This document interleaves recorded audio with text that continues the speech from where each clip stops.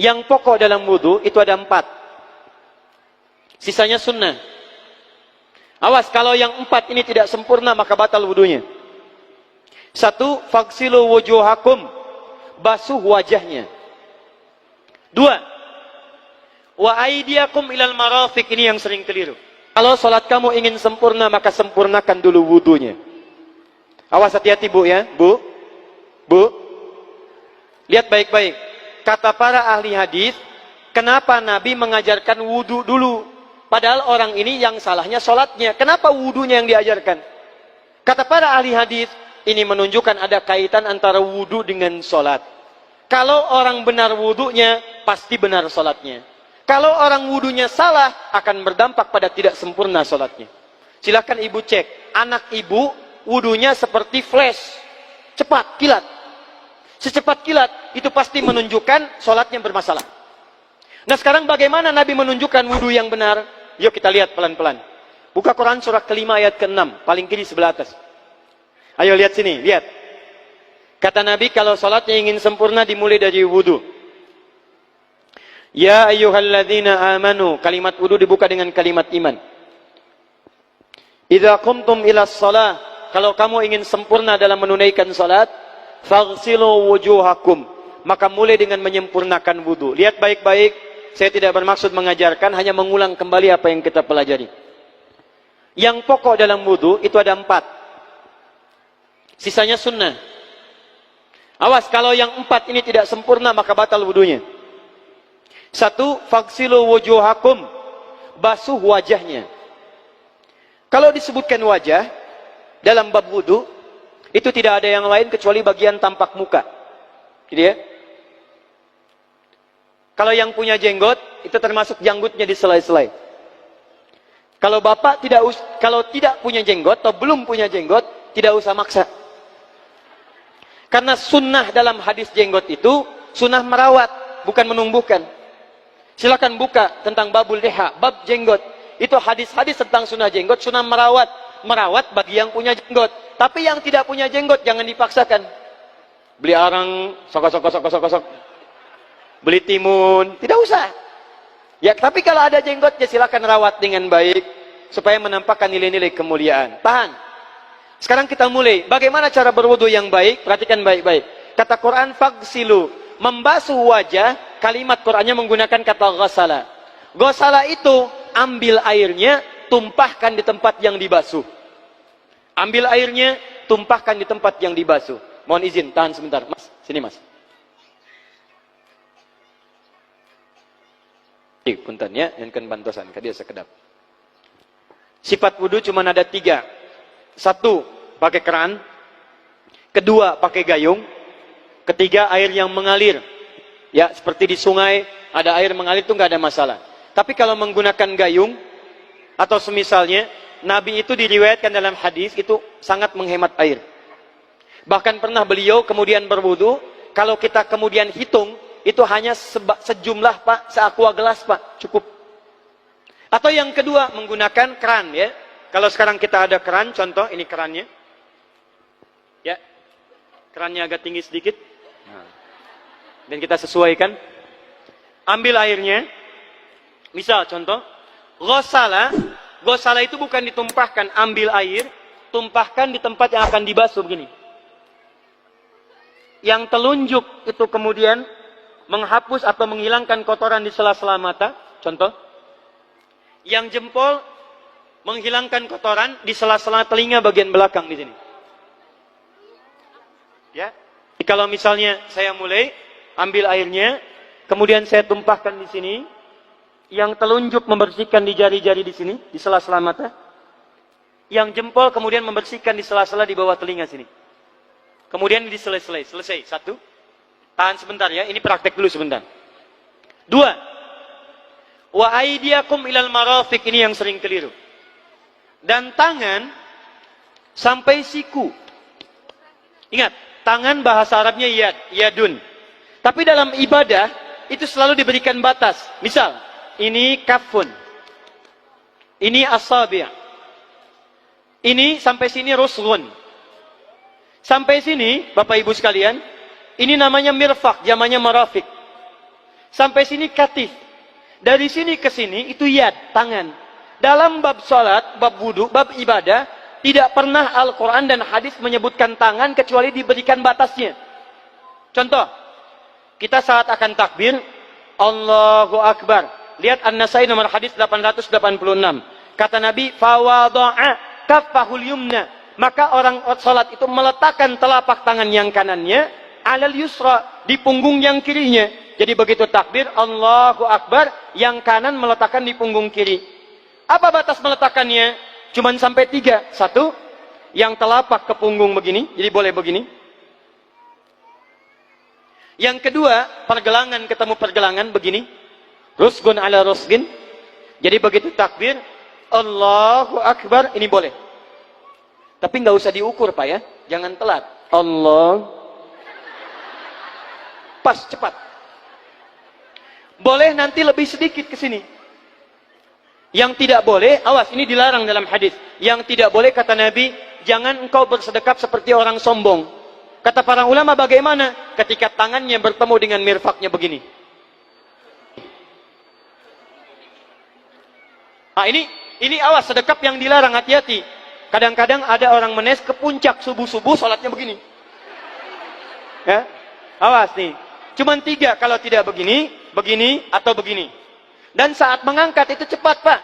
Hadisnya cepat. Fawado'a. Fa itu di ilmu nahu harfu atfin. Rabitin. Baina syai'aini bila hudud. Huruf yang menyambungkan dua peristiwa tanpa jeda, cepat. Jadi antara mengangkat dengan meletakkan langsung. Angkat. Allahu Akbar. Tidak ada gerakan lain. Maaf, saya tidak bermaksud menyalahkan. Saya alhamdulillah ada koleksi 1235 kitab hadis. Saya mencari gerakan dari ngangkat ke meletakkan begini, tidak menemukan gerakan lain. Karena itu, jangankan hadis-hadis yang sahih, di kitab hadis palsu pun, pemalsu hadis tidak tertarik memasukkan hadis ini. Saking jelas, jadi saat mengangkat langsung begini. Kenapa saya penting terangkan? Karena ada sebagian saudara-saudara kita merasa tidak enak, Ustadz, kalau saya takbir masa kiri duluan? Sedangkan kiri kurang bagus, yang bagus kanan. Saya mah pengennya begini aja lah. Begitu takbir, kanan duluan, baru tutup dengan kiri. Jadi begitu diangkat, Allah, kanan masuk, kiri begini, tutup. Kadang-kadang kaki naik dikit. Nah, itu maaf, saya tidak bermaksud menyalahkan, tapi saya belum menemukan hadisnya. Dan pemalsu hadis pun tidak tertarik memalsukan hadis ini, karena saking jelasnya, angkat, tutup. Jelas ya? Nah, sekarang lihat sini. Dalam bab wudu, bahasa Qur'annya mengatakan, wa aidiakum ilal marafiq, dari tangan sampai siku. Ila dalam ilmu nahu harful ghayah, huruf yang menunjuk pada tujuan, batas dari ke. Ana minal an sa'adhab min Menes ila Bekasi. Saya setelah ini akan pergi dari Menes ke Bekasi. Jadi saya berangkat dari mana? Menes. Tujuannya kemana? Bekasi. Tujuan dalam bahasa Arab menggunakan ila, harfu ghayah. Dari Menes ke Bekasi. Menes ila Bekasi. Dalam wudu, lihat. Aidiakum ilal marafiq, ila sampai siku. Bukan dari siku ke tangan. Jadi saat kita mengambil air wudu, ambil airnya, tumpahkan dari sini, ilal marafiq sampai ke siku ke sini. Balikan lagi ke depan. Jadi bukan kerannya dibeginikan, sikunya dibeginikan, takut, bukan. Jadi bukan siku diteruskan ke bawah. Yang tepat itu ambil airnya, kemudian basuh dari sini sampai dengan ke sikunya. Hati-hati, ini ada maknanya. Dan jika benar di hadis Muslim, jika orang wudunya benar seperti ini, maka bersamaan dengan jatuhnya air wudu itu, jatuh pula dosa-dosa dan kotoran yang melekat pada anggota tubuhnya. Tidak cukup dengan amin, nanti kita lihat dulu. Teruskan, saya baru caranya dulu nih. Awas. 3. Wamsahu biru'usikum. Wamsahu, lihat. Untuk wajah, pakai gosala, basuh. Tangan, gosala, basuh. Tapi ketika berpindah pada yang ketiga, wamsahu, berubah jadi masaha. Tahan sebentar ya. Calik. Duduk sini aja. Lihat sini. Ya, pilih. Duduk di sini atau ngapus. Sudahlah. Datang sendiri, nulis sendiri, ngapus sendiri, luar biasa. Cuman di menes ini. Ini awas, ini penting ini Bu ya, penting. Saking pentingnya susah dihapusnya tuh. Dah sini aja. Masaha. Masaha. Sudah. Masaha artinya mengusap. Kalau yang tadi membasuh, kalau masaha mengusap. Jadi yang ketiga ini tidak usah dibasuh. Jangan tumpahkan air di tempatnya, tumpahkan airnya kemudian usap tempatnya. Pertama, wamsahu biru'usikum. Masya Allah. Kata Allah, bagian ketiga usap kepalanya. Awas, hati-hati. Tangan selesai pindah. Pindah kemana? Bukan ke rambut, tapi kepala. Kepala. Jadi dalam bab wudu yang diusap bukan rambutnya, kepalanya. Itulah keadilan Allah. Kalau yang diusap kepalanya, semua manusia yang hidup pasti punya kepala. Tapi kalau yang diusap rambutnya, ada ketidakadilan. Karena tidak semua orang punya kepala, punya rambut. Tuh. Nah sekarang lihat sini. Ketika kita diminta mengusap kepala, bahasanya masaha. Masaha itu begini. Ini saya punten. Bismillah. Ini ya. Ambil airnya, tumpahkan, baru kemudian diusapkan ke kepalanya. Paham ya? Kalau yang gosala, ambil, tumpahkan di tempat yang akan dibasuh. Tapi kalau masaha, hati-hati. Ambil airnya, tumpahkan, baru diusap. Jadi bukan diambil air, tumpahkan di kepala begini. Paham? Nah, tahan sebentar. Dan ini menggunakan huruf ba, Masya Allah. Ba, lihat, wajah tidak pakai ba. Tangan tidak pakai ba. Tapi khusus untuk kepala, pakai ba. Wamsahu bi. Huruf ba dalam ilmu nahu. Coba dibuka yang suka ngaji. Buka kitab Bughnil Labib an Kutubil A'arib. Halaman 29 sampai dengan 59. Di situ ada penjelasan karya Ibnu Hisham Al-Ansari. Ibnu Hisham Al-Ansari. Itu ada penjelasan tentang makna huruf ba. Huruf ba itu punya 14 arti dalam bahasa Arab. Ada ilsaq, ada istighraq, ada muhabah, ada ba li tab'id. Ba li tab'id dibagi dua. Tab'id ma'al hudud wa tab'id bila hudud. Nah yang ba ini, ba, kenapa pakai ba? Kata para ulama dari huruf ba yang 14 ini, ada 3 makna yang diterapkan dalam ayat wudu. Satu, istighraq. Istighraq itu membasuh keseluruhan. Jadi kalau kita ingin wudu, ambil airnya tumpahkan, basuh keseluruhan dari depan sampai ke belakang begini. Balikan lagi.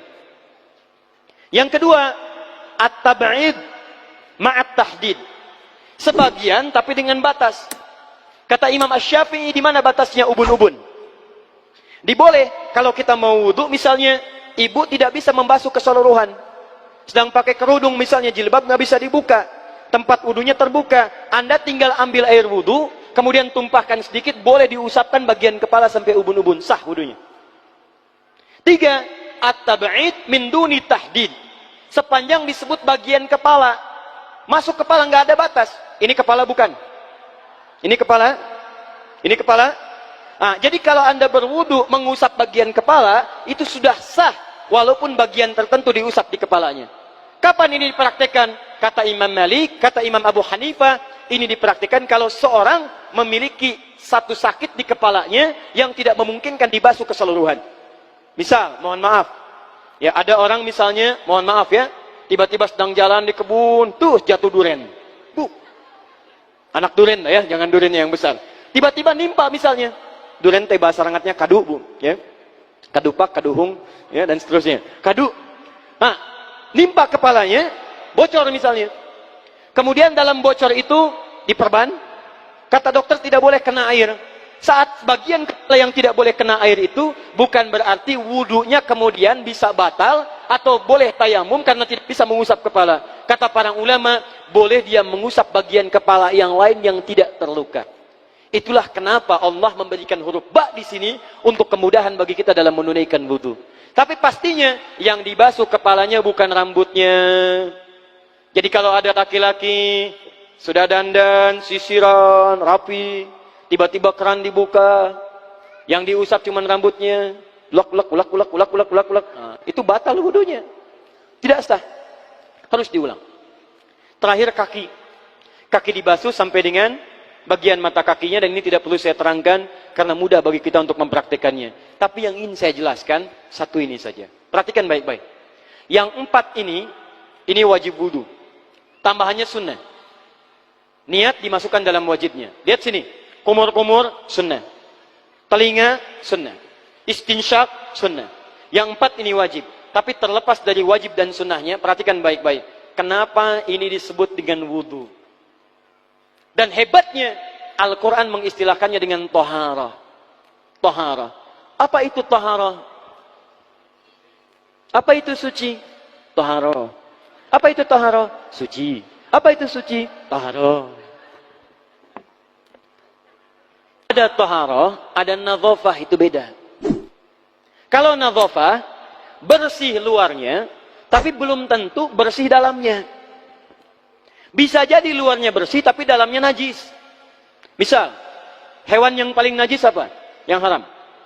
Misal, hewan tadi itu, hewan babi misalnya, misal, dibersihkan, dimandikan, disisir, sampai bersih. Bersih tidak?